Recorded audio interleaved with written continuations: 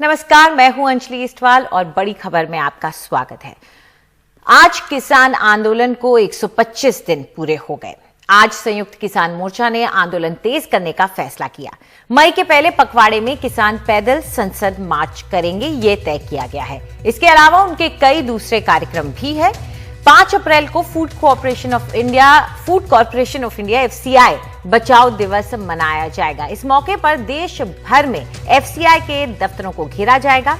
इसके बाद 10 अप्रैल को KMP एक्सप्रेसवे को 24 घंटे के लिए ब्लॉक किया जाएगा। KMP एक्सप्रेसवे दिल्ली के नजदीक से गुजरता हुआ एक अहम हाईवे है। 13 अप्रैल को दिल्ली की बॉर्डर पर बैसाखी मनाई जाएगी और 14 अप्रैल को संविधान बचाओ दिवस मनाया जाएगा। इसके बाद मई के पहले हफ्ते में संसद कूच का कार्यक्रम तय होगा। उधर इस सबके बीच तीनों कृषि कानूनों को लेकर सुप्रीम कोर्ट की ओर से बनाई गई 3 सदस्यों की कमेटी ने अपनी रिपोर्ट सौंप दी है। सुप्रीम कोर्ट ने यह कमेटी 11 जनवरी को बनाई थी। इस कमेटी का दावा है कि उसने 85 किसान संगठनों से बातचीत भी की है। हालांकि आंदोलन कर रहे संयुक्त किसान मोर्चा ने कमेटी से बात करने से साफ इनकार कर दिया था। यही नहीं, कमेटी के एक सदस्य भूपिंदर सिंह मान ने इससे पहले ही इस्तीफा दे दिया था।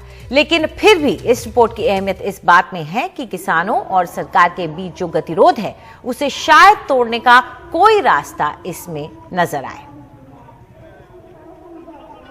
और अब बढ़ते हैं दूसरी खबर की तरफ। 2004 के इशरत जहां मुठभेड़ केस में CBI कोर्ट ने बाकी बचे 3 आरोपियों को भी बरी कर दिया है। इसके पहले इस मामले के 4 आरोपी बरी किए जा चुके हैं। यह मामला 15 जून 2004 का है, जब गुजरात पुलिस ने दावा किया कि उसने गुजरात के तत्कालीन मुख्यमंत्री नरेंद्र मोदी की हत्या के लिए आए लश्कर-ए-तैयबा के 4 आतंकियों को मार गिराया है। इनमें इशरत जहां के अलावा 3 और लोग शामिल थे। इस दावे पर सवाल उठे। इस मामले की जांच हुई, इसमें मुकदमा चला। मेट्रोपॉलिटन मजिस्ट्रेट ने इसे फर्जी मुठभेड़ माना। इस मामले में 7 बड़े पुलिस अफसरों पर केस चला, जिनमें DG वंजारा, GL सिंघल आदि शामिल थे। लेकिन धीरे धीरे सब बरी होते चले गए। इसके 4 आरोपी पहले ही बरी हो चुके हैं, बाकी 3 अब बरी हो गए हैं।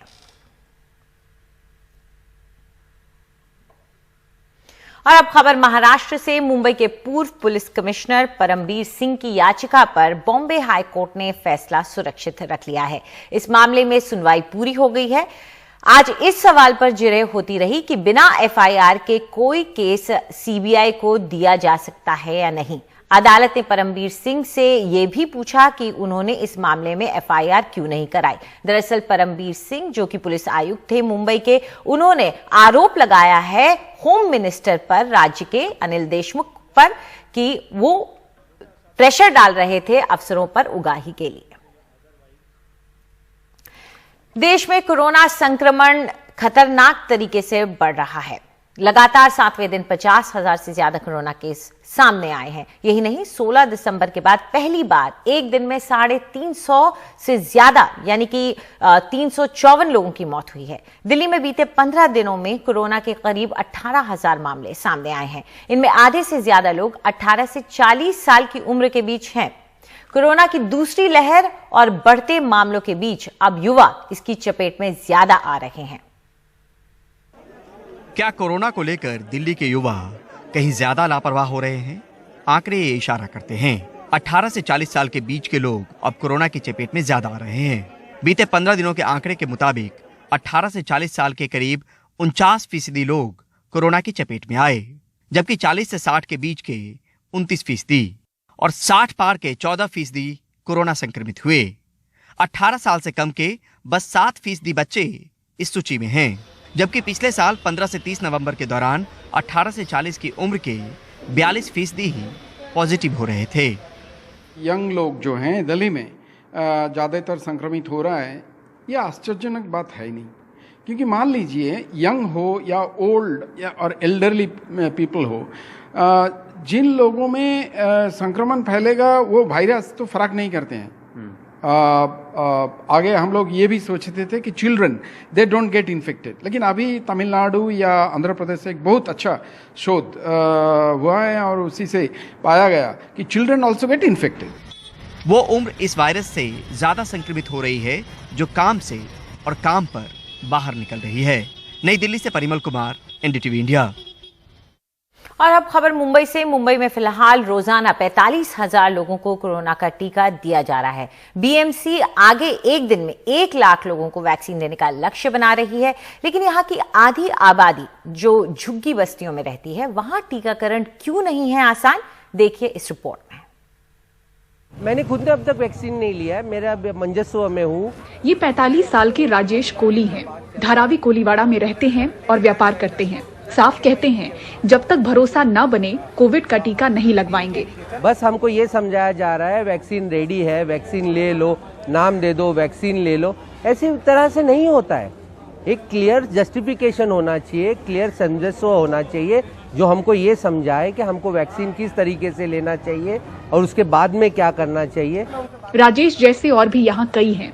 55 साल के अब्दुल रशीद पेशे से ड्राइवर हैं। कहते हैं कोविड के टीके को लेकर हिचक अब तक सरकार दूर नहीं कर पाई है।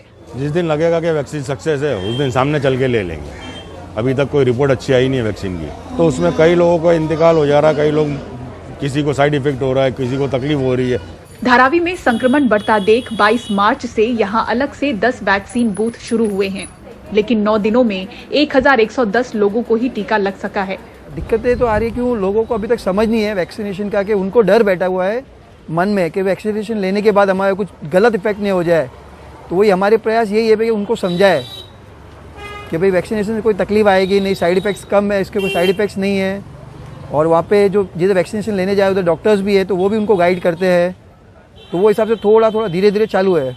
शहर की दूसरी बस्तियों का भी कुछ ऐसा ही हाल है। बीएमसी के साथ एम ईस्ट वार्ड में वैक्सीन पर काम कर चुकी अपनालय संस्था बीएमसी के डोर टू डोर वैक्सीनेशन सुझाव को सही मानती है। डोर टू डोर जाकर, घर घर जाकर लोगों को वैक्सीन देना सबसे बड़ा इफेक्टिव कदम है। मुझे मालूम है कि सेंट्रल गवर्नमेंट के कंसर्न्स हैं इस चीज़ को लेकर के, लेकिन अब तो डॉक्टर फ्रेटर्निटी में भी ये ओपिनियन बनने लगा है कि जो रिस्क है उसको वे करने की ज़रूरत है, उसकी तुलना करने की ज़रूरत है। कि अगर आप लोगों को एक जगह बुलाएंगे, हॉस्पिटल बुलाएंगे, क्योंकि आधा घंटा उन्हें रख करके देखना है कि उन इंजेक्शन के बाद, वैक्सीनेशन के बाद उनकी हालत कैसी है। If you compare that with door to door, घर घर जाकर वैक्सीन देना, सारे लोगों को वैक्सीन देना, और जिसको ज़रूरत होगी, तकलीफ होगी, वो वापस हॉस्पिटल आ सकता है। मुंबई की करीब 55% यानी आधी आबादी बस्तियों में बसती है। बीएमसी धारावी से शुरुआत कर बाकी बस्तियों में भी अलग से टीका केंद्र खोलना चाहती है। चाहत है डोर टू डोर वैक्सीनेशन की इजाजत मिले, लेकिन केंद्र को लगता है इसमें वैक्सीन के बाद की ऑब्जर्वेशन प्रक्रिया को लेकर कुछ अड़चने हैं। मुंबई से पूजा भारद्वाज की रिपोर्ट, एनडीटीवी इंडिया के लिए। अभी तक वैक्सीन बच्चों को नहीं दी जा रही हैं, लेकिन अमेरिकी कंपनी फाइजर ने आज एक बड़ा दावा किया है। फाइजर का कहना है कि 12 से 15 साल के किशोरों के बीच उसकी वैक्सीन 100% कारगर रही है। अमेरिका में 2260 बच्चों पर उसने तीसरे दौर का ट्रायल किया है। वो इस उम्र के बच्चों पर भी इसके इमरजेंसी इस्तेमाल की इजाजत मांगेगा, और फिलहाल यूरोप और अमेरिका में 16 पार के लोगों को ये वैक्सीन लगाई जा सकती है। लेंगे एक छोटा सा ब्रेक के बाद ममता बनर्जी ने विपक्षी दलों से की बीजेपी के खिलाफ एकजुटता की अपील।